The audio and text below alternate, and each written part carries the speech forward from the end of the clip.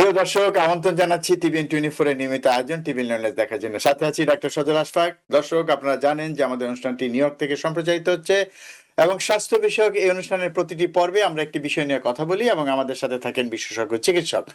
দর্শক, আজকেও তেমনটি হচ্ছে। আজকে আমরা কথা বলবো একটু ভিন্নধর্মী হৃদরোগের বিষয়ে, তবে একটু ভিন্নধর্মী এই কারণে যে আমরা আজকে হার্টের যতগুলো নীরব রোগ আছে, নীরব ব্যাধি আছে, সেগুলো নিয়ে আমরা কথা বলতে চাই, যে সমস্যাগুলো নীরবে হার্টের ক্ষতি করছে এবং হার্টের বিভিন্ন রোগ করছে, সেই বিষয়গুলো নিয়ে আজকে আমরা কথা বলতে চাই। আমাদের আজকের অতিথি নিউ ইয়র্কের প্রথিতযশা চিকিৎসক, cardiologist, interventional cardiologist, diabetologist, Mount সানাই হাসপাতালের associate clinical professor doctor CM Hasan. আসুন পরিচিত হই ডক্টর সিএম হাসানের সাথে।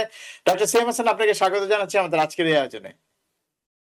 অনেক ধন্যবাদ ডক্টর সজল আশফাক আমাকে আমন্ত্রণ জানানোর জন্য। জি, ডক্টর সিএম হাসান, আজকে আমরা কথা বলতে চাই যে আমরা শুনেছি যে মানে অনেক রকম নীরব রোগ আছে, কিন্তু হার্টের মধ্যে অনেকগুলো ঘটনা ঘটে যায় নীরবে এবং যার পরিণতি নিশ্চয়ই খুবই ভয়াবহ হয়। সেই নীরবে ঘটে যাওয়া ঘটনাগুলো সম্পর্কে যদি একটু বলেন। জি, আমরা হৃদরোগ বলতে সাধারণত দুইটা হৃদরোগের কথাই বলে থাকি। একটা হলো যে হৃদরোগের রক্তনালী সঞ্চালন সংকুচিত হওয়ার কারণে যেই রোগ, যেটার কারণে সর্বোচ্চ সংখ্যক মানুষ আমাদের বাংলাদেশি বা বিদেশি তাদের মৃত্যু হয়। আর আরেকটা হলো হার্ট ফেলিওর, যেটা ইদানিং অনেকটা মহামারী আকারে দেখা দিয়েছে। সেটা হলো যে হার্টের কর্মক্ষমতা হ্রাস পাওয়া। সেটা আপনার ওই রক্তনালী বন্ধ হওয়ার কারণে হোক অথবা খোলা অবস্থায় হোক, কিন্তু অনেক সময় কোনো কারণ ছাড়াই এই ধরনের মানুষের কর্মক্ষমতা কমে যায় এবং আমরা একসময় এটাকে বয়সজনিত দুর্বলতা বা টায়ার্ডনেস এর কারণে হয়ে যাওয়া, কিন্তু এর ভিতরে ইদানিং নিত্য নতুন আধুনিক মেশিন পত্রের সাহায্যে আমরা যে সমস্ত ইনভেস্টিগেশন করতে পারি, তার মধ্যে দেখা যাচ্ছে যে এটার মধ্যে একটা সুস্পষ্ট কারণ রয়েছে এবং সেই কারণগুলি চিকিৎসাযোগ্য। তো এবং আরেকটা হলো যে এই এত কিছু ঘটনা হৃৎপিণ্ডের ভিতরে হয়ে যাচ্ছে, কিন্তু মানুষ সহজে টের পাচ্ছে না। এটার আরেকটা কারণ রয়েছে যে মানুষ ইদানিং আর চলাচল করে না সহজে। অধিকাংশ মানুষ বসা অবস্থায় থাকে। তাদের ওইটা পরীক্ষা করে দেখা হয় না যে একতলা থেকে দোতলা উঠতে গিয়ে কোনো পরিশ্রম হচ্ছে কি হচ্ছে না। এছাড়া বাইরে ২-৩ ব্লক হাঁটাও অনেকের সময়ের কারণে হয়ে থাকে না। যার ফলে রোগটা গোপনে আপনার হৃৎপিণ্ডের ভিতরে অনেক দ্রুত গতিতে বাড়তে থাকে। বিশেষ করে জাতি হিসাবে যুক্তরাষ্ট্রে বাংলাদেশীদেরকে স্বীকৃতি দেওয়া হয়েছে সবচেয়ে বেশি হৃদরোগ আক্রান্ত জাতি হিসাবে সাউথ এশিয়ান পপুলেশনের ভিতরে, এবং আমরা পাকিস্তান এবং ইন্ডিয়া থেকে অনেক উপরে রয়েছি। এটা আমেরিকান স্ট্যাটিস্টিক্স। তো এই কারণে আমাদের জন্য এটা অনেক বেশি গুরুত্বপূর্ণ। আমরা সচরাচর যেই অবভিয়াস হৃদরোগ দেখে থাকি, যেখানে মানুষের বুকের ব্যথা বা শ্বাসকষ্ট বা বুক ধড়ফড় করা, অজ্ঞান হয়ে যাওয়া এবং শরীর ভালো না লাগা, সেগুলি তো আছেই। সেগুলি ধরেন ৫০-৬০ ভাগ রোগীর মধ্যে থাকে। কিন্তু যারা নীরবে হৃদরোগে আক্রান্ত হচ্ছেন তারা এটা বুঝতে পারছেন না। হয়তো বাৎসরিক একটা স্বাস্থ্য পরীক্ষার সময় হঠাৎ করে একটা ইসিজির জি। মধ্যে সামান্য পরিবর্তন বা কোনো সার্জারি করার আগে কোনো রকম পরীক্ষা-নিরীক্ষা হয় হৃৎপিণ্ডের। এদেশে হুম, যারা হুম। সার্জারি করতে যান, সার্জনরা সবসময় খুবই সচেতন ইদানিং। কারণ সার্জারির মধ্যখানে দুর্ঘটনা ঘটলে মানুষ অজ্ঞান অবস্থায় কোনো রকমের কমপ্লেইন করতে পারবে না এবং সার্জারি শেষে দেখা যাবে যে একটা বড় ধরনের হৃদরোগে আক্রান্ত হয়েছে, যেটার হুম, হুম। মৃত্যুর সম্ভাবনা ৬০-৭০ ভাগ সার্জারির সময়। তাই জন্য তারা সবচেয়ে বেশি সতর্ক। এবং এই সমস্ত সময় আমরা যখন হার্টের কোনো আল্ট্রাসাউন্ড করে থাকি, তখন দেখি যে হৃৎপিণ্ড অনেক দুর্বল অবস্থায় বসে আছে, কিন্তু যে রোগী তার কোনো সেই ব্যাপারে কোনো ইনফরমেশন নাই। জি, অনেক ধন্যবাদ ডক্টর সিএম হাসান। তো আপনি যেটা বলছিলেন যে হার্ট ফেলিউরের প্রকোপটা বাড়ছে এবং হার্ট অ্যাটাক তো ছিলই, এবং এক্ষেত্রে এখন যেটা দেখা যাচ্ছে যে বেশিরভাগ ঘটনাগুলোই নীরবে ঘটছে। তার মানে উপসর্গ তেমন থাকছে না এবং রোগীরাও ঠিক ততটা সচেতন না। আপনার কথা যেটা বুঝলাম যে তাদের মধ্যে টুকটাক বা সামান্য কিছু উপসর্গ যখন দেখা দেয়, তখন তারা ঠিক বুঝতে পারেন না যে এটাই সেই নীরবে ধেয়ে আসা সমস্যার একটা উপসর্গ ছিল। তো এক্ষেত্রে আপনি যদি আমাদেরকে বলেন যে সেই উপসর্গগুলো, আপনি একটা বলেছেন যে তারা একটু হেঁটে যাওয়া বা চলাফেরা করার মাধ্যমে তারা বুঝতে পারেন। তো আমাদেরকে একটু বলবেন কি যে কি ধরনের উপসর্গ সাধারণত হয়, যেটা রোগীরা বুঝতে পারেন না, কিন্তু আপনারা যেটা একটা উপসর্গ হিসাবেই ধরে নেন যে এগুলো নীরব উপসর্গ, যার মাধ্যমে তারা বুঝতে পারবেন যে হ্যাঁ, তাদের দিকে হার্ট ফেলিওর বা হার্ট অ্যাটাকের ঝুঁকি ধেয়ে আসছে। জি, এক্ষেত্রে যেহেতু আমাদের আজকে আলোচনার বিষয় নীরব হৃদরোগ, সুতরাং এখানে রোগীর বুঝে ওঠাটা হয় অনেক দেরিতে। ততক্ষণে আপনার বেশ খানিকটা স্থায়ী ক্ষতি হয়ে গিয়েছে, যেগুলি ওষুধের মাধ্যমে পুরাপুরি রিভার্স করা যায় না।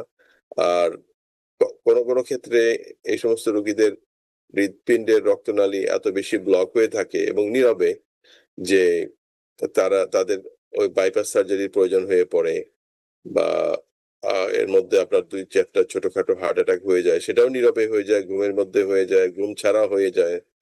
তো এই সমস্ত ক্ষেত্রে বলা হচ্ছে যে এই সমস্ত হৃদরোগের মাধ্যমে মৃত্যুর সম্ভাবনা, এবং যে সমস্ত হৃদরোগে আপনার আ এটা উপসর্গটা প্রকট অবস্থায় থাকে, একই রকম সমপরিমাণেই মৃত্যুর সম্ভাবনা থাকে। তো যারা সাইলেন্ট হার্ট অ্যাটাক বা নীরব হৃদরোগে আক্রান্ত হন, তারা কিন্তু প্রস্তুত থাকেন না। হঠাৎ করে একটা অঘটন ঘটে যায়। হঠাৎ করে হয়তো সিঁড়ি বেয়ে ওঠার সময় মাটিতে মানুষ কোলাপস করে। এ ধরনের সংবাদ আমরা প্রায় পেয়ে থাকি খবরের কাগজে বা টেলিভিশনের মাধ্যমে। তো সেগুলির মধ্যেই আমরা জানি, আমরা ইদানিং একজন বিশিষ্ট রাজনীতিবিদের বাইপাস সার্জারির খবর পেলাম বাংলাদেশি নিউজ পেপারের ভিতরে। উনি মঞ্চে ভাষণ দিতে গিয়ে মাটিতে পড়ে গেলেন। তারপর তাকে জোর করে উঠায় দেওয়া হলো। তো এটা গত সপ্তাহের ঘটনা। তো এই সমস্ত জিনিস আমাদের ভিতরে, আমরা যারা শিক্ষিত সমাজ হিসেবে বাংলাদেশে প্রচলিত আছি, তাদের হুম, হুম। মধ্যে এক ধরনের ভয়ংকর অজ্ঞতা কাজ করছে যে আমরা আ মোটামুটি আপাতদৃষ্টিতে বাইরে থেকে আমরা মোটামুটি ভালোই আছি। কিন্তু জি। এক্ষেত্রে আপনার যেইভাবে রোগটা ধরা হচ্ছে সেটা হলো একমাত্র স্বাস্থ্য পরীক্ষার মাধ্যমেই সেই নীরব হৃদরোগ একমাত্র প্রাথমিক বা মধ্যাবধি পর্যায়ে হুম, আপনার হুম। স্বাস্থ্য পরীক্ষার মাধ্যমেই পাওয়া যাবে, এবং এইজন্যই সাইলেন্ট হার্ট ডিজিজের উপর আলাদা টপিক এখন অনেক বেশি ডেভেলপ করেছে। যেমন ইসিজির মাধ্যমে আপনি দেখবেন যে ২ টা হার্ট অ্যাটাক হয়েছে, কিন্তু রোগীকে জিজ্ঞেস করবেন না, আমার তো কখনো কোনো বুকের ব্যথা হয় নাই। জি। ২ নম্বর, আল্ট্রাসাউন্ড করতে গেলে দেখা গেল হার্টের নরমাল 60% পাম্পিং এখন 35% বা 45 এর মধ্যে আছে। এবং এক্ষেত্রে রোগী বলে, না আমার তো কোনো অসুবিধা হচ্ছে না। অথবা সার্জারি করার আগে একটা নিউক্লিয়ার টেস্ট বা রেগুলার স্ট্রেস টেস্ট করার সময় দেখা গেল যে হার্টের অর্ধেক অংশে কোনো রক্ত সরবরাহ নাই। হুম, এবং হুম। রোগী বলে থাকবেন যে, "না আমি তো আসলে কোনো এটা কখনো ফিল করি নাই।" তো পরবর্তীতে জি, আমরা যখন এনজিওগ্রাম করতে যাই তখন দেখা যায় জি। যে ৩ টা আর্টারির মধ্যে ২ টাই সম্পূর্ণরূপে বন্ধ। সাধারণত এই সমস্ত ক্ষেত্রে যখন ২ টা আর্টারি আপনার বন্ধ হয়ে যায় এবং একটা দিয়ে মানুষ জীবিত আছে অথচ কোনো উপসর্গ নাই, এদের সাধারণত বাইপাস সার্জারির মাধ্যমেই চিকিৎসাটা করতে বাধ্য হই আমরা। তার কারণ হুম, হুম। এগুলি যেহেতু দীর্ঘমেয়াদী বন্ধ অবস্থায় ছিল, এগুলির পাশে ক্যালসিয়াম জমে এগুলির পাথরের মতো শক্ত হয়ে যায়। হুম, হুম। আর আরেকটা জি। জিনিস যেটাকে অ্যাক্সেলারেট করে সেটা হলো আমাদের দেশে ব্যাপকভাবে কিডনি রোগের প্রাদুর্ভাব। সেটা হুম, হুম। ডায়াবেটিস কন্ট্রোল না করার কারণে। তো কিডনি রোগ আচ্ছা, আচ্ছা। যখন অল্প পরিমাণে থাকে, যেমন ক্রিয়াটিনিন আপনার ১.৯ হয়ে থাকলো, তখন এই যে হৃদরোগ হয়েছে সেগুলিকে খুব অ্যাক্সেলারেট করে থাকে এবং সম্পূর্ণ নীরবে তারা নার্ভ ড্যামেজ করে থাকে ডায়াবেটিস, যার ফলে মানুষের অনুভূতিটা বিশেষ করে হুম, বুক হুম, হুম। ব্যথার অনুভূতিটা অনেকটা চলে যায়। এবং এর বদলে চলে আসে এক ধরনের হালকা টায়ার্ডনেস। এজন্য হুম, হুম। তখন মানুষ কাজটা আরেকটু কমায় দেয়। ফিজিক্যাল অ্যাক্টিভিটি আরেকটু জি, জি। বুঝতে পেরেছি। অনেক ধন্যবাদ। তার মানে হচ্ছে যে উপসর্গের মধ্যে আসলে মানে মানে টায়ার্ডনেস টা মানে উনি অবসাদগ্রস্ত বোধ করবেন বা ক্লান্ত বোধ করবেন কোনো কাজ করতে গেলে, যেটা আগে পারতেন সেটাই মূল উপসর্গ। হুম, আপনি বলছিলেন বাংলাদেশের একজন রাজনীতিবিদের কথা, যিনি বক্তৃতা যেতে মানে করতে, করতে অসুস্থ হয়ে পড়েছিলেন এবং পরবর্তীতে আমরা এখন জানলাম যে তার হার্টের সমস্যা।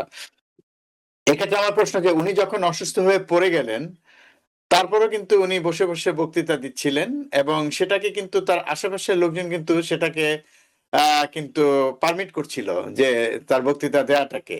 জি। এবং সেখানে আমি জানি যে অনেক ডাক্তারও ছিলেন। এর তো মধ্যে এই আমাদের বিষয়টাকে আপনি যে বললেন অসচেতনতা, তো অসচেতনতা তো যিনি রোগী তার মধ্যেও যেমন আছে, তার আশেপাশে যারা থাকেন তারা তো অনেকে চিকিৎসক ছিলেন। তাদের মধ্যে তো আমরা তাৎক্ষণিকভাবে তাকে সেখানে বক্তৃতা দিতে দেয়াটা কতটা আ মানে নিরাপদ ছিল সেটা তো প্রশ্ন আসতেই পারে। আপনি কি মনে করেন? যে যারা তাকে জোর করে দাঁড় করিয়ে দিলেন তাদের মধ্যে হয়তো আমাদের ভবিষ্যৎ স্বাস্থ্যমন্ত্রীও থাকতে পারেন। তো এই জন্যই বলা উচিত যে আমাদের যে রাজনৈতিক যতগুলি সভা সমিতি হচ্ছে সেখানে হয়তো কিছুটা স্বাস্থ্য বিষয়ক টপিক থাকা উচিত। একমাত্র তন্ত্রমন্ত্রের গোলযোগের আলোচনাই একমাত্র আমরা শুনতে পাই সেখানে, যে এই তন্ত্র সেই তন্ত্রের মধ্যে। কিন্তু হুম আমরা হুম স্বাস্থ্য খাতে যে ক্ষেত্রে মানুষ সবচেয়ে বেশি অকালে মারা যাচ্ছে, দক্ষ লোক হঠাৎ করে পৃথিবী থেকে চলে যাচ্ছে, এবং হঠাৎ করে হৃদরোগ বলে কোনো শব্দই নাই। হঠাৎ করে হৃদরোগ হইতেও ১৪ বছর সময় লাগে। সেটা আমাদের বিভিন্ন কনফারেন্সের আলোচনা। যে একটা সেটাই। আর্টারি বন্ধ হতে যদি দ্রুত গতিতে বন্ধ হয় তাও ১৪ বছর সময় লাগে। যদিও এই বন্ধ হওয়ার হার্টের আর্টারি বন্ধ হওয়ার প্রক্রিয়াটা শুরু হয়ে যায় ৫-৬ বছর বয়সে আমাদের যখন হুম থেকে হুম হুম হুম ছোটখাটো প্লেগ শুরু হয়। তো সেক্ষেত্রে আমরা নিজেদের বেলায় বলবো, আমরা অন্য জাতির সম্বন্ধে বলতে চাই না। নিজেদের বেলায় বলবো যে আমাদের সচেতনতাটা আমাদের খুব নিম্নমানের লেভেলে রয়ে গিয়েছে। সেটাই। আমরা বড় যারা মানুষ আছেন, যারা বড় জনসভা করতে সক্ষম তাদেরকে বলবো যে আপনারা সামান্য মানে গঠনমূলক ২-১ টা স্বাস্থ্য বিষয়ক কথাবার্তা বলে থাকলে সেটাতে হয়তো আমাদের অনেক উপকার হবে। না সেটাই। যাই হোক আপনি বলছিলেন উপসর্গের কথা এবং কিছু পরীক্ষা-নিরীক্ষার কথা বলছিলেন। যেমন ইকেজির কথা, নিউক্লিয়ার টেস্টের কথা, এর কথা। এগুলো করতে যেয়ে আপনারা বুঝতে পারেন যে রোগীর এর আগে অনেক সমস্যা হয়ে গেছে। রোগী হয়তো জানেনই না। তো এক্ষেত্রে করণীয় কি? এক্ষেত্রে কি আপনি কি সাজেস্ট করেন যে আ নিয়মিতভাবে বা এটা কি রুটিন কোনো পরীক্ষার মধ্যে আনা যায় কিনা? যে বছরে একবার না আ কি পরীক্ষা-নিরীক্ষা করলে এই আগাম ঝুঁকিটা বোঝা যাবে? আপনি একটা উপসর্গের কথা বলেছেন। কেউ যদি টায়ার্ড ফিল করেন, আগের মতো পরিশ্রম করতে না পারেন, সেক্ষেত্রে তো তারা এক ধরনের এটাকে আপনি বলছেন এটা এক ধরনের সংকেত। এরকম হলে তারা যেন তাদের কার্ডিওলজিস্ট বা তাদের ডাক্তারের সাথে যোগাযোগ করেন। কিন্তু এর বাইরে কি পরীক্ষা-নিরীক্ষা করা উচিত বলে আপনি মনে করেন? যে ইসিজি সম্বন্ধে বলা যেতে পারে যে ইসিজি আমাদের দেহের যে মূল ৩ টা আর্টারি রয়েছে এর মধ্যে ইসিজি ২ টাকে দেখায়। যেমন আপনি আয়নার সামনে দাঁড়ালেন, আপনি আপনার চেহারা দেখতে পারলেন। কিন্তু আপনার পিঠের অংশ আপনি কখনোই আয়নার মধ্যে দেখতে পারবেন না। ইসিজির মধ্যে এরকম একটা লিমিটেশন রয়েছে যেখানে সার্কামফ্লেক্স আর্টারি নামে যে আর্টারি সেটাতে জি। কোন ধরনের ব্লক হলেও সামান্য কম গুরুত্বপূর্ণ আর্টারি এটা, কিন্তু তারপরেও একটা মানুষের বেঁচে থাকার জন্য ৩ টা আর্টারি সবচেয়ে প্রয়োজন। সেখানে আপনার ২ টা আর্টারি আপনি পরিষ্কার দেখতে পাবেন। কিন্তু ৩ নম্বর আর্টারিটা যেটা পিঠের দিকে থাকে, হুম, হুম। সেটাকে আপনি দেখতে পাবেন ইসিজির মাধ্যমে। তো সেটা হলো ইসিজির লিমিটেশন। এজন্য একটা খুব স্বল্প মূল্যের একটা টেস্ট। তাহলে আপনার পরবর্তী পরীক্ষাটা হতে পারে হার্টের আল্ট্রাসাউন্ড করা। তা আমাদের নিউ ইয়র্ক অথবা আমেরিকাতে এখন ইন্সুরেন্স এর লিমিটেশন এর কারণে হার্টের আল্ট্রাসাউন্ড করতে গিয়েও আমাদের ২ সপ্তাহ থেকে ৪ সপ্তাহ অথবা আমরা সেই পারমিশনও পাই না যে হুম, হার্টের হুম। আল্ট্রাসাউন্ড করতে পারবো কিনা। আল্ট্রাসাউন্ড এর মাধ্যমে অনেকটা বোঝা যাবে যে আপনার হার্টের উত্তর অংশ, সামনের অংশ বা দক্ষিণ অংশ বা নিচের অংশ কোনটা যদি দুর্বলতা থাকে সেটা আল্ট্রাসাউন্ড এর মধ্যে খুব সহজে ধরা পড়ে যায়। তখন আমরা নিজে সন্দেহ করে রাখি। যেহেতু আমরা জাতিগতভাবে সবচেয়ে বেশি হৃদরোগে আক্রান্ত জাতি হিসাবে আছি, সুতরাং আমাদের সন্দেহের লেভেলটা অনেক হাই লেভেলে রাখতে হবে। যে না আমাদের বংশ পরস্পরে নানা দাদা-দাদি ২ হুম, হুম। ফ্যামিলির ২ লাইনেই আমাদের সবাই হৃদরোগে ৬৫ বছর বয়স কেউ ক্রস করতে পারে নাই। তো সেই ক্ষেত্রে আমাদের ওই হাই লেভেল সন্দেহ নিয়ে আগাতে হবে। এরপরে হুম, হুম। যদি আপনি রক্ত পরীক্ষা করতে পারেন, তাহলে হুম, হুম। যদি সেটা আমাদের সম্ভব হয়, সেখানে জি। সহজে দেখা যায় আমরা প্রি-ডায়াবেটিস এ আক্রান্ত থাকি। হুম, হুম। তো রক্ত পরীক্ষার মধ্যে ধরেন একটা হচ্ছে যে ডায়াবেটিসের পরীক্ষাটা আ করা যেতে পারে যাতে বুঝতে পারি যে আমাদের ডায়াবেটিস আছে কি নেই। কারণ ডায়াবেটিস একটা বড় ঝুঁকি এক্ষেত্রে। এবং নীরবে হার্ট অ্যাটাক হয়ে যাওয়ার পেছনেও আসলে ডায়াবেটিসের একটা বিশাল ভূমিকা আছে। যে কারণে সে অনুভূতি কমিয়ে দেয়। আপনি বলেছেন সেটা। হুম। কিন্তু আরো কোনো পরীক্ষা-নিরীক্ষা আছে? যেমন আমরা সাধারণত রক্তের যেসব পরীক্ষা করি হার্টের ঝুঁকি বোঝার জন্যে, যেমন ধরেন এলডিএল, এইচডিএল, ট্রাইগ্লিসারাইড এই ধরনের পরীক্ষা-নিরীক্ষা করে কি আমরা আগাম ঝুঁকিটা বুঝতে পারি যে আমার দিকে নীরবে হার্ট অ্যাটাকের ঝুঁকি ধেয়ে আসছে বা হার্ট ফেইলিউর এর ঝুঁকি ধেয়ে আসছে? জি। আমরা রক্ত পরীক্ষার মাধ্যমে সেটা জানতে পারবো। ১ নাম্বার হলো যে আলামতগুলি যেমন ট্রাইগ্লিসারাইড লেভেল খুব বেশি হাই থাকতে পারে আমাদের বাঙালিদের ভিতরে। হুম, একটা হুম। পপুলেশন আমাদের ভিতরে রয়েছে যাদের আমি সংখ্যা বলবো আবার ১৫% আমাদের বাংলাদেশী আছেন যাদের ট্রাইগ্লিসারাইড লেভেল সবসময় ২০০-৩০০ ক্রস করে থাকে। এবং আচ্ছা। আমি আপনাকে আগেও বলেছি যে ২০০ র উপরে উঠলে আপনার 10 বছরে অনেক হাই লেভেলে মানুষ মারা যেতে পারে ট্রাইগ্লিসারাইড। কিন্তু ট্রাইগ্লিসারাইড শব্দটা একটা মানে একটা দুর্বোধ্য একটা শব্দ হিসেবে ব্যবহৃত হয়। সবাই ট্রাইগ্লিসারাইডকে কোলেস্টেরল মনে করে থাকেন এবং এই ব্যাপারে সামান্য একটু নজর দিয়ে দেখা যায় যে না, ট্রাইগ্লিসারাইড এবং কোলেস্টেরল দুটোটাই আপনার ব্লক করছে, আর্টারি ব্লক করছে। কিন্তু মানুষের একটার দিকে খেয়াল করছে আরেকটার দিকে খেয়াল করছে না। কারণ এটা সামান্য পরিমাণে চিকিৎসার তফাৎ রয়েছে। ওষুধগুলি হুম, হুম। ডিফারেন্ট রয়েছে এবং নতুন একটা ওষুধ অ্যাপ্রুভও হয়েছে। অনেকের ট্রাইগ্লিসারাইড ৬০০ থাকে, ১০০০ থাকে, ১৭০০ থাকে এবং তারা মনে করেন যে আমার কোলেস্টেরল অনেক হাই। তারা এই কষ্ট করে ট্রাইগ্লিসারাইড শব্দটার দিকে কখনো তাকান না। যার ফলে আ এখন এটা আমরা কিন্তু চিকিৎসক হিসেবেও কিছুটা দায়ী এ ব্যাপারে। জি। যার ফলে তাদের চিকিৎসাটা অসম্পূর্ণ থাকে। তারা শুধু হয়তো সিম্বাস্টেটিন সেই ৫০ বছর বয়স আগে আবিষ্কার হওয়া সিম্বাস্টেটিন খেয়ে তারা আশা করছেন অথবা আ জেমফিব্রোজেল খেয়ে যেটা মানে একসাথে সিম্বাস্টেটিনের সাথে দিলে আপনার লিভারের ড্যামেজ হতে পারে। এই কম্বিনেশন নিয়ে মানুষ আসছে আমার কাছে প্রচুর পরিমাণে মানুষ আসে। তো এক্ষেত্রে আমরা যারা প্রেসক্রিপশন দিচ্ছেন তারা হয়তো অনেকটা খেয়াল করছেন না বেখেয়ালে। আর আরেকটা সমস্যা হয় যখন রোগী কোনো ওষুধের সম্বন্ধে কোনো আ বোতল বা ইনফরমেশন না নিয়ে হাজির হন, তখন বিভিন্ন ডাক্তার তাদের মনের মতো করে এক গাদা ওষুধ দিয়ে লিখে ফেলেন। যার ফলে অনেক বড় একটা বস্তা সহকারে সেই মানুষকে দেখা যায় অনেক সময়। আমরা কাজের যে অংশটুকু বলতে চেয়েছিলাম যে ইস রক্ত পরীক্ষার মাধ্যমে হৃদরোগের আগাম পূর্বাভাস যেটা আপনার প্রশ্ন। হুম, হুম। এক্ষেত্রে হার্ট ফেলিউর এর ব্যাপারে ভালো টেস্ট রয়েছে। এই টেস্টের নাম হলো NT-proBNP এবং BNP আমাদের রাজনৈতিক দলের নামের সাথে মিল। তো সে সেই ২ টা টেস্টের মাধ্যমে করা যায়। এগুলি টেস্ট সামান্য কস্টলি কিন্তু ইদানিং কভার শুরু হয়েছে। এতে হুম, একটা হুম। মাত্রা রয়েছে যেমন ১৫০-২০০ র নিচে বিএনপি অথবা NT-proBNP যদি আপনার ৪০০ র নিচে থাকে। বয়স অনুযায়ী এটা আবার একটু ভেদ হয়। তো সেক্ষেত্রে আমাদের দেখা যায় অনেকে আছেন ১,০০০, ১,২০০ এগুলির আবার সুস্পষ্ট চিকিৎসা রয়েছে। এন্ট্রেস্টো বা এই জাতীয় লাইনের ওষুধ আছে সেগুলি খেলে আপনার হার্ট ফেইলিউর এর মাধ্যমে সবচেয়ে বেশি মৃত্যুর সম্ভাবনা কমানো সম্ভব। কিন্তু সেইটা হয়তো আ ইন্সুরেন্স এর কভারেজের না কারণে হতে পারে বা আমরা চিকিৎসক হিসেবে আমাদের অজ্ঞতার কারণে হতে পারে। আমরা সেটা সচরাচর দেখিও না যে এই চিকিৎসাটা আপনার উপযুক্ত পরিমাণে হচ্ছে। এই সমস্ত ওষুধ ইদানিং যেহেতু সহজে কভার হয় না, বাংলাদেশ থেকেও নিয়ে এসে খাওয়া যায় এবং বাংলাদেশে এটার ২০ ভাগের ১ ভাগ দামেও পাওয়া যায় এবং বাংলাদেশের জি। অনেক প্রচুর পরিমাণে খুব উন্নত মানের ওষুধ আমরা পাই যে এত অল্প দামে দিচ্ছে। তার কারণ তাদের ওই প্রোটেকশন বা কপিরাইট এখনো পর্যন্ত আমরা সেই লেভেলে রেস্ট্রিকশনটা নাই হুম, আন্তর্জাতিকভাবে। হুম। যে যখন আমরা মধ্য আয়ের হবে তখন হয়তো এই ধরনের রেস্ট্রিকশন তখন চলে আসবে। জি, অনেক ধন্যবাদ। তো ডাক্তার সিয়াম হাসান আপনি যেটা বলছিলেন যে ওষুধ একই ধরনের ওষুধ খেয়ে যাচ্ছে সিম্বাস্ট্যাটিন। কিন্তু আমরা জানি যে কোলেস্টেরল কমানোর জন্য যে স্ট্যাটিন গ্রুপের যেসব ওষুধগুলো আছে সিম্বাস্ট্যাটিন, অ্যাট্রোভেস্টাটিন, রোসুভেস্টাটিন আ এক্ষেত্রে মানে কারো যদি টিজি বেশি থাকে মানে ট্রাইগ্লিসারাইড বেশি থাকে সেক্ষেত্রে অ্যা কি ধরনের ওষুধ গ্রহণ করতে হয়? জি, সেটার জন্য ফেনোফাইব্রেট লাইনের কিছু ওষুধ আছে ফেনোফাইব্রিক অ্যাসিড বা ফেনোফাইব্রেট এবং হ্যাঁ, হ্যাঁ। এরপরে আছে আপনার ওই আইকোসাপেন্টো ইনোইক অ্যাসিড একটা লম্বা নাম। আম ভাসসেপা নাম যেটা ব্র্যান্ড নেম। আর হ্যাঁ, হ্যাঁ, হ্যাঁ। এরপরে আছে ফিশ অয়েল। ফিশ অয়েলেরই একটা উন্নত ভার্সন হলো আইকাসাপেন্ট নামে যে ট্যাবলেটের কথা বললাম। এই ২ টা জি। কম্বিনেশন দিলে আপনার অ্যাট্রোভাস্টিটিন এর সাথে হুম, সিম্বাস্টিটিন এর হুম। তুলনায় অ্যাট্রোভাস্টিটিন ৪ গুণ বেশি কর্মক্ষমতা রাখে। তো এইজন্য সিম্বাস্টিটিন যখন ইউজ হচ্ছে তখন একটা মানে অবহেলার পর্যায়ে চলে যায় আরকি। হুম, আ হুম। যদি না কারো বুঝতে পেরেছি। অ্যাট্রোভাস্টিটিনে আপনার কোন রকমের খারাপ ফিলিং বেশি হয়, যেটা হুম, হুম। সিম্বাস্টিটিনে হয় না। যেটাও একটা অবৈজ্ঞানিক ব্যাপার। তাও অনেকে ওটাকে পছন্দ করে থাকেন সিম্বাস্টিটিনকে। কিন্তু অ্যাট্রোভাস্টিটিনেই হলো রিকমেন্ডেশন সাথে আপনার ট্রাইগ্লিসারাইড কমাবার জন্য ফিশ অয়েল জি, এড করা। কিন্তু ফিশ জি। অয়েল এড করলে আপনার ঠিক অতটা মানে পিওর ফিশ অয়েল পাওয়া যায় না যেটা আপনার জিএনসির দোকানে আপনি পাবেন। তো হুম, হুম, সেক্ষেত্রে হুম। ভাসসেপাটা হলো সবচেয়ে পিওর টাইপের ফিশ অয়েল। সেটা ট্রাইগ্লিসারাইডকে কমিয়ে থাকে।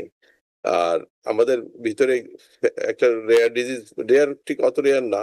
আমরা যখন ট্রাইগ্লিসারাইড ৬০০, ৭০০, ৮০০ পার হয়ে যায়, তখন ওইটাকে বলা হয় ফ্যামিলিয়াল কাইলোমাইক্রোনেমিয়া বা একটু রেয়ার নাম।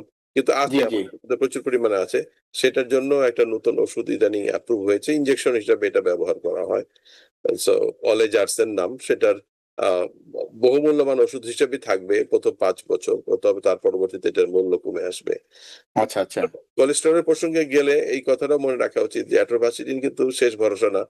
এটা আমাদের 50 বছরের পুরনো চিকিৎসা। এর সাথে আপনার ইজেটিমাইব, যেটা আগে কভার করতো না, 10 মিলিগ্রাম প্রতিদিন যদি এড করা হয় তাহলে অ্যাট্রোভাস্টিডিনের কর্মক্ষমতা 30 গুণ পর্যন্ত 30% পর্যন্ত বাড়তে পারে। বাড়তে পারে। আমাদের যেহেতু এলডিএল কোলেস্টেরল প্রচুর মানুষ পাওয়া যায়, 160 হুম। হিসাবে, যদিও নরমাল ইদানিং 55 থাকার কথা। তো এদের ক্ষেত্রে অ্যাট্রোভাস্টিডিন খাওয়ার 40 বা 80 খেলে হাত পায়ে ব্যথা হয়, কিন্তু এটা কমে ওই 110 112 এর ভিতরে চলে আসে, এর নিচে আর নামে না। কিন্তু আমাদের দরকার হলো 55। তো সেক্ষেত্রে আমরা ইজেটিমাব যদি আমরা অ্যাড করে দিই, জেটিয়া নামে, খুব সহজে পাওয়া যায়, প্রতি ইন্স্যুরেন্স এখন কভার করে। হুম। অধিকাংশ মানুষই এটাতে নাই আর কি। আমার আমার বলবো আমার বুঝতে পেরেছি। 95 ভাগ মানে যে ধরনের ওষুধপত্র খাওয়ার কথা, মানে আমরা সেই ধরনের ওষুধপত্র অনেক সময় অর্ধেক যে চিকিৎসা কারণেই হোক খাওয়া হচ্ছে না, চিকিৎসাটা অর্ধেক হচ্ছে আপনার বাসায়। এরপরেও আপনার আহ, 2 ধরনের খুব ইনজেকশন রয়েছে। রিপাথা মাসে 1 বার করে বা 2 মাসে 1 বার করে দেওয়া যেতে পারে, এবং আরেকটা আছে হ্যাঁ। ইনফ্লুক্সিরান।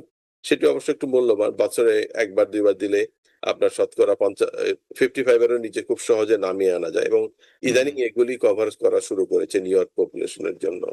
জি, অনেক ধন্যবাদ ডক্টর সিএম হাসান। দর্শক, সময় হলো বিরতি নেবার। বিরতির পর আবার ফিরে আসবো অনুষ্ঠানে, আশা করি আমাদের সাথেই থাকবেন। দর্শক, বিরতির পর আবার ফিরে এলাম অনুষ্ঠানে। আপনারা দেখছেন টিবিএন ওয়েলনেস, সাথে আছি ডক্টর সজল আশফাক। আমাদের আজকের অতিথি interventional cardiologist, diabetologist, internist, Mount Sinai হাসপাতালের associate professor doctor CM Hasan. এবং আজকে আমরা কথা বলছি হার্টের যত সব নীরব ব্যাধি নিয়ে। আমরা অনেকগুলো কথা বলে ফেলেছি, কেন এই নীরবে হার্টের এই সমস্যাগুলো হচ্ছে এবং সেগুলো কিভাবে প্রতিরোধ করা যায় সেগুলো নিয়ে আমরা অনেকটাই কথা বলে ফেলেছি। আমরা এখন ডক্টর সিএম হাসান, আপনার কাছে জানতে চাইবো যে আপনার সাথে আজকে যে আলোচনা, তা থেকে যেটা বুঝলাম যে যেহেতু এটা উপসর্গহীন, তেমন কোনো উপসর্গ থাকে না। মূল উপসর্গটা আসলে টায়ার্ডনেস। চলতে ফিরতে গেলে উনি আগের মতো ক্লান্ত অনুভব মানে আগের মতো পারবেন না, টায়ার্ড হয়ে যাবেন, ক্লান্তি অনুভব করবেন। সেক্ষেত্রে সেটা একটা সতর্ক সংকেত। সেক্ষেত্রে যেটা আপনি বলেছেন, অনেকেই সেই ক্লান্তিটাকে মেনে নিয়ে কাজকর্মে কমিয়ে দেন। তো যার কারণে হয় কি, সমস্যাটা আরো মানে দীর্ঘায়িত হয়। এটা একটা বিষয়। আরেকটা জিনিস আপনি বলেছেন যে ওষুধপত্র যেগুলা আমরা গ্রহণ করছি, দুর্ভাগ্যজনক হলেও আমরা অনেক সময় সঠিক পরিমাণ, সঠিক ওষুধটা আমরা পাচ্ছি না। যে কারণে আমাদের চিকিৎসাটা পুরোপুরি হচ্ছে না। সম্পূর্ণ একটা চিকিৎসা যেটা পাওয়ার কথা বা পেতে পারতাম, সেটা আমরা পাচ্ছি না। আরেকটা জিনিস বলেছেন যে কিছু পরীক্ষা নিরীক্ষা আমরা আগাম করতে পারি, যেটা করলে হার্ট ফেলিউর সাথে হার্ট অ্যাটাক দুটোই আমরা আগাম বুঝতে পারবো। এবং আপনি বারবার একটা কথা বলছিলেন যে জাতিগতভাবে আমরা দক্ষিণ এশিয়ার মধ্যে এমন একটা অবস্থানে আছি, আমাদের মধ্যে হৃদরোগের হার সবচেয়ে বেশি। এবং আমি শেষের বিষয়টা দিয়ে আবারও শুরু করতে চাই। আপনি এই বিষয়ে অনেকবার বলেছেন। তারপর আবারও দর্শক যারা আজকে দেখছেন, আপনাদের উদ্দেশ্যে আমি প্রফেসর সিয়াম হাসানের কাছে জানতে চাইবো যে দক্ষিণ এশীয়দের মধ্যে, বাংলাদেশীদের মধ্যে হার্ট অ্যাটাক বা হার্ট ফেলিওর বা হৃদরোগের ঝুঁকিটা কেন বেশি, সবচেয়ে বেশি কেন? জি, ধন্যবাদ। আমরা মিষ্টি জাতীয় জিনিস অনেক বেশি পরিমাণে খেয়ে থাকি, এবং আমরা ডায়াবেটিসের ডায়াগনোসিসের ব্যাপারে অনেকটা দেরি করে ফেলি। সো প্রি ডায়াবেটিস, যেটা ডায়াবেটিসের ঠিক আগের পর্যায়ে, যখন আপনার A1C 5.6 এর সামান্য উপরে চলে গেল, তখন থেকে কিন্তু হৃদরোগের ঝুঁকিটা অনেক বেশি বেড়ে যাচ্ছে। সো প্রি ডায়াবেটিস এবং ডায়াবেটিসের মধ্যে অনেকে বলে থাকেন মোটামুটি একই রকমের হৃদরোগ এবং স্ট্রোক রোগে আক্রান্ত হওয়ার সম্ভাবনা, পায়ে রক্ত চলাচল কমে যাওয়ার সম্ভাবনা থাকে। এইটা আমাদের অ্যাওয়ারনেসটা অনেক দেরিতে। আর এটার মেইন কারণ হলো জেনেটিক্যালি 30-40% আমাদের শরীরে নিম্নমানের ইনসুলিন প্রোডাকশন হয় পূর্বপুরুষদের কারণে। আর 2 নম্বর হলো আমাদের ফিজিক্যাল অ্যাক্টিভিটি অনেক কম। আর 3 নম্বর হলো রক্ত পরীক্ষাটা অনেক দেরিতে করা হয়। আর এখানে অর্থনীতিও জড়িত আছে। এর বাইরে আমাদের কোলেস্টেরলকে চিকিৎসা করার ব্যাপারে আমাদের সেই পুরনো আমলের গাইডলাইন রয়েছে যে 130 এলডিএল হলেও চলবে, যেটা আমাদের অনেক বয়স্ক চিকিৎসক এটা করে থাকেন, ওই পুরানো গাইডলাইন ফলো করছেন। আর আধুনিক যে সমস্ত চিকিৎসা রয়েছে সেটার ব্যবহার না হওয়া, এগুলি আপনার সর্বসাকুল্যে, এবং এর পিছনে অর্থনৈতিক কারণ ইদানিং অনেকটা কমে গিয়েছে। বিশেষ করে আমরা যখন বাংলাদেশের ধনী মানুষের মৃত্যু হয়, তখন বোঝা যায় যে মানুষটার ক্ষমতা ছিল বেঁচে থাকার, কিন্তু শুধু অজ্ঞতার কারণেই আমাদের, এবং এই অজ্ঞতাটা কিন্তু তার না, এটা আমাদের চিকিৎসক গ্রুপেরই আমাদের অজ্ঞতা যে আমরা তাকে প্রপারলি চিকিৎসা করতে পারি নাই। আর এর বাইরে আরেকটা হৃদরোগ সম্বন্ধে আমাদের কিন্তু অ্যাওয়ারনেস শুরু করা উচিত। সেটা হলো যে অ্যাট্রিয়াল ফিব্রিলেশন, হার্টের একটা ছন্দহীনতা, যেটা হুম, হুম। আমাদের ভিতরে অনেক বেশি পরিমাণে থাকে। আমি বলবো 5% রোগীর ভিতরে মাঝে মধ্যে আকস্মিকভাবে এটা, তার কারণ হলো আমাদের দেশে বাতজ্বর জনিত কারণে রুমাটিক যে হার্ট ডিজিজটা হয়, সেটা বাল্যকালে অনেক সময় এন্ডেমিক অবস্থা থাকে। মানে হালকা উপসর্গ দেখা যায় এবং নিজে, জি। নিজে তখন এই উপসর্গগুলি চলে যায়। মানে হাত পায়ে গিঠা, বাতের জয়েন্টে ব্যথা ১৬-১৭ থেকে ৩০ বছর বয়সে। পরবর্তীতে তারা মাইট্রাল ভালভের, হার্টের বাম দিকের প্রধান ভালভ সেখানে কিছুটা আ টাইটনেস হয় বা কিছুটা ড্যামেজ হয়ে থাকে। পরবর্তীতে তাদের হৃৎপিণ্ডের যে ছন্দটা আছে, যেটাকে সাইনাস রিদম বলা হয়, সেটা পরিবর্তিত হয়ে অ্যাট্রিয়াল ফিব্রিলেশন হয়। তো এটার মেইন কথা হলো এখান থেকে স্ট্রোক রোগে আক্রান্ত হয়। আমি বাংলাদেশে বিভিন্ন হৃদরোগীদের অনেক সময় হাসপাতালে গিয়ে থাকি। সেখানে দেখি ৩০ বছর বয়সের মানুষ স্ট্রোক নিয়ে বসে আছে। হুম, বা হুম। ২৫ ৪৫ বছরের স্ট্রোক। ভিতরে আপনার অ্যাট্রিয়াল ফিব্রিলেশন, এবং অ্যাট্রিয়াল ফিব্রিলেশন একটু জটিল টাইপের ম্যানেজমেন্ট। এটাতে আপনার হৃদরোগের হৃৎপিণ্ডের ছন্দ চেঞ্জ করতে হবে এবং এটার গতি চেঞ্জ করতে হবে, এবং হার্টের যে মানে ঊর্ধ্বগতিতে হার্ট চলার কারণে যে আপনার হার্টের পাম্পিংটা কমে যায়, যেটা সেটার ব্যাপারে আমাদের কিন্তু ব্যাপক ঘাটতি রয়েছে। জ্ঞানগত ঘাটতি রয়েছে। ওষুধ আছে, রোগী আছে, ডাক্তারও আছে।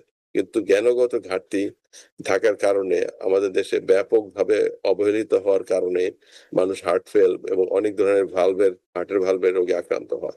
তো আমরা কোলেস্টেরল, ডায়াবেটিসের বাইরে আমরা অন্যান্য জিনিসও চিন্তা করতে পারি যে আমাদের বাঙালিদের ভিতরেই যে এই রোগটা কিন্তু নীরবে আমাদেরকে অনেক ক্ষতিগ্রস্ত করতে। তো এই ব্যাপারে বিভিন্ন দেশে অ্যাট্রিয়াল ফিব্রিলেশন সোসাইটি রয়েছে। অস্ট্রেলিয়াতে অনেক জি। অ্যাট্রিয়াল ফিব্রিলেশন সোসাইটি রয়েছে। আমি দেখি না আমাদের বাংলাদেশে এই ব্যাপারে কোন ডাক্তারদের সংগঠন আরকি বা প্রফেশনাল অর্গানাইজেশন। আমাদের দেশে এরকম আমি কখনো কিছু দেখি না। তা এটা তো আর আমাদের করার ক্ষমতা নেই। আমরা আহ্বান জানাবো যে আমাদের দেশে যারা আছেন তারা হুম, হয়তো হুম, হুম। বিভিন্ন রোগের বিষয়ে একটা করে মানুষের সাথে সংযোগ সাধনের জন্য এটাতে তাদের ব্যবসায়িক উন্নতির সম্ভাবনাও আছে। কিন্তু এই ধরনের কর্মকাণ্ড যদি শুরু করা হয় তাহলে আমাদের হুম, হয়তো হুম, হুম। স্বাস্থ্যগত সচেতনতাটা অনেক বেশি পরিমাণে বৃদ্ধি পাবে। জি। আপনি আরেকটা কথা বলেছিলেন যে, বাংলাদেশে অনেক ওষুধ আছে যেগুলো এখানকার তুলনায় অনেক কম দামে পাওয়া যায়। সেক্ষেত্রে হয়তো সেটা সংগ্রহ করা সম্ভব। তো সেক্ষেত্রে আমার একটা প্রশ্ন, ধরুন আপনি আপনার একটা রুগীকে ওষুধ দিলেন, তার মধ্যে একটা ওষুধ এখানে ইন্সুরেন্স কাভার করছে না। সেই ওষুধটা যদি উনি বাংলাদেশ থেকে আনেন, সেক্ষেত্রে কি উনি আপনার কাছ থেকে সেই ওষুধটা কিভাবে গ্রহণ করতে হবে, সেই উপদেশটা পাবেন কিনা? বা আপনি সেই ওষুধটাকে মানে গ্রহণ করবেন কিনা তার চিকিৎসার জন্যে? আ ওষুধটা গ্রহণ করা এটা তার ব্যক্তিগত চয়েস এর মধ্যে চলে যাচ্ছে। সেক্ষেত্রে হুম, আমার হুম। সেই কন্ট্রোল টুকু নাই। কিন্তু ওষুধ কিন্তু এক্সাক্টলি একই ওষুধ এখানে যেটা আছে বাংলাদেশে একই দামে। শুধু স্বল্প মূল্যতার কারণে ওইখান হুম, হুম, থেকে হুম। আনা। আর যদি আমেরিকা থেকে পেয়ে যেতেন তাহলে সবচেয়ে বেশি সুবিধা হইতো। কিন্তু ওই একই ওষুধ এখানে মাসিক $৬০০ থেকে $৮০০ করে খরচ পড়ে। আর হুম, হুম। বাংলাদেশে গেলে এটা আপনার $15 এ আপনি কিনতে পারবেন আমেরিকান মুদ্রায়। আচ্ছা, আচ্ছা। তো এই যে আপনার একটা ব্যাপক ডিফারেন্স, এটার হুম, ফলে হুম, হুম। আমি রোগীদেরকে বলে থাকি যে আপনি যদি মেডেক্স বাংলাদেশ দিয়ে ওষুধের নামটা লেখেন তাহলে দেখবেন যে লিস্ট অফ এভেইলেবল মেডিকেশন আছে। হুম, হুম। MEDEX বাংলাদেশ দিয়ে আপনি ওষুধের নামটা দিবেন। দেখবেন যে বাংলাদেশে এটা খুব সুন্দরভাবে আপনাকে লিস্ট দিয়ে দেবে একসাথে জি। ৫০, ৬০, ৭০ টা, এবং সেখানে দামও থাকে। কোন কোম্পানি বানিয়েছেন তাদেরও নাম থাকে। তো আমার মতে এই ইনফরমেশনটা খুব গুরুত্বপূর্ণ। কারণ যারা খেতে পারছেন না তারা নীরবে মৃত্যুর দিকে ধেয়ে যাওয়ার থেকে আপনার এই হুম, হুম, ওষুধের হুম। সুযোগটা নিতে পারেন। বাংলাদেশের সাথে তো যাতায়াত সবসময় হচ্ছে না আমাদের সেটাই, সেটাই। যাতায়াতের না মানে ক্ষেত্রে। সেক্ষেত্রে নিজের বুদ্ধি বিবেচনাকে কাজে লাগাতে হবে। কারণ যে হ্যাঁ, ডোজটা আপনি দিলেন, সেই একই ওষুধ এক্সাক্টলি আমি বাংলাদেশ থেকে আনলাম এক্সাক্টলি সেটা কিনা সেটা নিশ্চিত হয়ে সেই ডোজটাকে অনুসরণ করে খেতে হবে। এটা এক্সাক্টলি একই ওষুধই। কারণ ওষুধটা তো এখানেই আবিষ্কার হচ্ছে। এখানে জি, জি। হ্যাঁ, বাংলাদেশে সেটাকে কপি করে অল্প দামে হুম, তারা হুম, বিক্রি হুম। করছে। এবং অনেক সময় সেটাই। আমেরিকান সরকার ইন্ডিয়া থেকে এবং বাংলাদেশ থেকেও একই ওষুধই খুব স্বল্প মূল্যে কিনে এখানে এসে এটা ওনারা আমেরিকান সরকারই বিক্রি করে এখান থেকে এনে। আপনি দেখবেন সেটাই। অরবিন্দ নামে একটা ইন্ডিয়ান কোম্পানি আছে, তাদের অনেক ওষুধ আমরা এখানে পাই যেটা হুম, আমেরিকান হুম। বিক্রি হচ্ছে। জি, এই জি। ধরনের মার্কেটিং ও আমরা করছি না আমাদের যারা ফার্মাসিউটিক্যাল কোম্পানি রয়েছে। হ্যাঁ, সেটাই। তো ডাক্তার সিএম হাসান, এখানে হয়তো সেই ওষুধটা উনি কিনতে পারবেন না, কিন্তু উনি চাইলে তো বাংলাদেশ থেকে সংগ্রহ করতে পারবেন। খুব সহজ। সেটাই। তো আমরা অনুষ্ঠান শেষ করব, আমাদের হাতে হয়তো আর 2 মিনিটের মতো সময় আছে। আপনি যদি খুব সংক্ষেপে বলেন, তাহলে এই যে নীরব হার্ট অ্যাটাক, নীরবে যে হার্ট ফেলিউরের প্রকোপ বাড়ছে, এবং আপনি একটা ওষুধের কথা বলেছেন যে হয়তো সেই ওষুধটা এখন অনেক অনেক যেহেতু নতুন ওষুধ, এটা হয়তো ইন্স্যুরেন্স কভার করবে না। সবকিছু মিলিয়ে আপনি কিভাবে জিনিসটাকে দেখেন, বা আমরা অনুষ্ঠান শেষ করবো, আপনি যদি সর্বশেষ কিছু বলতে চান। জি, আমি মনে করব যে যাদের বংশগতভাবে হৃদরোগের আধিক্য রয়েছে, এটা খেয়াল করতে হবে যে বংশে কেউ ৬০ এর উপরে বাঁচতে পারে না। তারা যেন অ্যাওয়ার হয়, পরিবারের অন্যান্য সদস্যের উপরে এই দায়িত্বটা রয়েছে। আর ওষুধ খাওয়ার ব্যাপারে আপনার খুব বেশি নিয়ম মেনে চলা উচিত। কারণ আমরা নীরব হৃদরোগকে ঠেকাতে হলে আমাদেরকে বেশ অ্যাগ্রেসিভলি এটা তদন্ত করে দেখতে হবে। রক্ত পরীক্ষা করা বাৎসরিক এট লিস্ট ২ বার, এবং আপনার ইসিজি করা বাৎসরিক এট লিস্ট ২ বার, যাদের ফ্যামিলিতে অনেক বেশি হৃদরোগ রয়েছে। এছাড়া আপনার স্ট্রেস টেস্ট করা যেতে পারে। বেল্টের মধ্যে দৌড়ায়ে আপনার দেখা যেতে পারে যে আসলে কর্মক্ষমতা কতটুকু রয়েছে, এবং হঠাৎ করে কোনো ধরনের জিমে জয়েন করে মানে দুর্ঘটনার শিকার যাতে না হয়। এগুলি খুব কমন সেন্স এর ব্যাপার। ডায়াবেটিসের ব্যাপারে যেন বছরে অন্তত ২ বার A1C দেখা, এবং এই ব্যাপারে আপনার ওষুধ খাওয়া বা ইনসুলিনের প্রয়োজন হলে ইনসুলিন, ওজন কমাবার জন্য নতুন ওষুধও রয়েছে। ডায়াবেটিস এবং ওজন কমানো ২ টা একসাথে, ওজেম্পিক এই লাইনের ওষুধ। এগুলির ব্যাপারে, ব্যবহারের ব্যাপারে এটা যেন একটা মানে ফ্যাশন হিসাবে না হয়ে সিরিয়াস একটা মানে ওষুধ হিসাবে থাকে। আমার অনেকে বলে আমাকে ৪ টা দিয়েছে, আমি মাসে ১ টা ইনজেকশন মাঝে মধ্যে দিয়ে থাকি। তো এখানে আপনার নিজের ক্ষতি নিজে হয়ে যাচ্ছে। সেটা সম্বন্ধে আপনাকে সেটাই। বাড়াতে হবে। জি, অনেক ধন্যবাদ ডাক্তার সিএম হাসান। আমরা আজকে অনেক নতুন কিছু শুনলাম, এবং আমার মনে হয় যে এই যে নীরবে হার্ট অ্যাটাক এবং হার্ট ফেলিউরের ঝুঁকি যেভাবে বাড়ছে, এ বিষয়ে আমরা আরো বেশি সচেতন হব। আপনাকে অনেক ধন্যবাদ আমাদের সাথে অনেক যোগ দেওয়ার ধন্যবাদ জন্য। আপনাকেও। খোদা হাফেজ। দর্শক, এতক্ষণ যারা আমাদের সাথে ছিলেন, আপনাদেরকে অনেক অনেক ধন্যবাদ। ডাক্তার সিএম হাসান যেটা বললেন যে শেষ ভাগে, যে আপনার পরিবারে যদি আগে থেকেই হার্ট অ্যাটাকের বংশগত একটা ইতিহাস থাকে পরিবারের মধ্যে, কারো যদি ডায়াবেটিস থাকে বা আপনার যদি ডায়াবেটিস থাকে, আপনার উচিত হবে দেখে নেয়া যে ডায়াবেটিসটা আছে কিনা, কোন পর্যায়ে আছে, কিডনিটা ভালো আছে কিনা, আপনার জন্য যে ওষুধগুলি দেয়া হয়েছে সেগুলো আপনি সঠিকভাবে খাচ্ছেন কিনা। কোনো ওষুধ হয়তো ডাক্তার দিয়েছেন, কিন্তু আপনি এখানে ইন্স্যুরেন্স সেটা কভার করছে না বলে আপনি সংগ্রহ করতে পারছেন না। সেক্ষেত্রে সমাধানটা কি হতে পারে সেটা একটু খোঁজ খবর করুন। এবং হঠাৎ করে যদি আপনি বুঝতে পারেন যে আগে যে কাজটা করতে পারতেন, কিন্তু এখন আপনি হঠাৎ করে আস্তে, আস্তে টায়ার্ড ফিল করছেন, আপনার ক্লান্ত লাগছে, আগের মতো আর কাজকর্ম করতে পারছেন না, সেটাকে খুব সহসা মেনে না নিয়ে কারণটা খোঁজার চেষ্টা করুন। কারণ এর পেছনেও কিন্তু সেই যে নীরবে ধেয়ে আসা রোগগুলোর একটা কিন্তু বিষয় থাকতে পারে। কাজেই দর্শক, আজকের এই অনুষ্ঠান থেকে নিশ্চয়ই আপনারা উপকৃত হয়েছেন, এবং শেষ ভাগে উনি কিছু পরীক্ষা-নিরীক্ষার কথা বলেছেন। বছরে অন্তত ২ বার করে হলেও ইসিজিটা করা উচিত। আরো কিছু পরীক্ষা-নিরীক্ষার কথা বলেছেন, স্ট্রেস টেস্টের কথা বলেছেন। এ ব্যাপারে কিন্তু আপনার সচেতন হতে হবে। আপনার চিকিৎসককে কিন্তু আপনার বলতে হবে যে, "আমি এই ধরনের সমস্যা বোধ করছি, আমার এরকম খারাপ লাগছে।" এটা যদি আপনি না বলেন, সবকিছুকেই যদি আপনি মেনে নেন, সবকিছুকে যদি মনে করেন বয়স বাড়ছে, একটু তো হতেই পারে। হ্যাঁ, হতে পারে। কিন্তু তারপরে হঠাৎ করে যখন হয়, আ সেটা কেন হলো সেটা জানা দরকার, যে আদৌ আ সেটা আপনার বয়সের কারণে হচ্ছে না আরো কোনো কারণে হচ্ছে। আর পাশাপাশি যদি অন্য রোগ থাকে, সেগুলো কিন্তু আসলে নিয়ন্ত্রণে আছে কিনা জানা উচিত। কারণ প্রত্যেকটারই কিন্তু প্রত্যেকটার সাথে একটা যোগসাজশ আছে। বিশেষ করে আ কিডনি রোগ এবং ডায়াবেটিস, হার্টের সমস্যা, এগুলো কিন্তু একটার সাথে আরেকটা সম্পর্কিত। কাজেই একটু সচেতন হতে হবে আমাদেরকেও রোগী হিসাবে। দর্শক, আজকের অনুষ্ঠান থেকে যদি আপনারা উপকৃত হয়ে থাকেন, তাহলে আমাদের এই প্রয়াসকে আমরা সার্থক মনে করব। সবাই ভালো থাকবেন, সুস্থ থাকবেন। আগামীতে আবার দেখা হবে অন্য কোনো বিষয় নিয়ে। আল্লাহ হাফেজ। টিবিএন 24 টেলিভিশন দেখতে আজই কল করুন 7187776556। লগ ইন করুন www.totalcablebd.com। নিউ ইয়র্ক থেকে সম্প্রচারিত টিবিএন 24 টেলিভিশন বিশ্বজুড়ে বাঙালির কণ্ঠস্বর।